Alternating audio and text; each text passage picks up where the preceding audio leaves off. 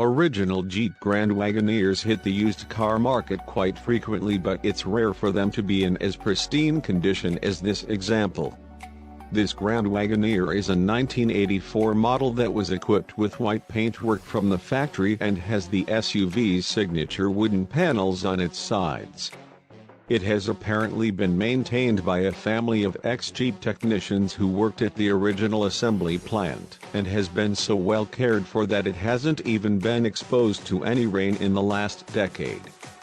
The Collecting Cars listing notes that there is no visible bodywork damage but does point out some minor scuffs on some of the exterior metal components.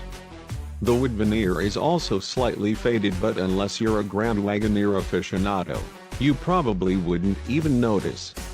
A look inside the cabin reveals almond leather upholstery and wooden trim, and the SUV features electric seats, power windows, cruise control, and a cassette player. While the interior does have some scuffs and scrapes, it has all been relatively well maintained, and importantly, no electrical issues have been reported.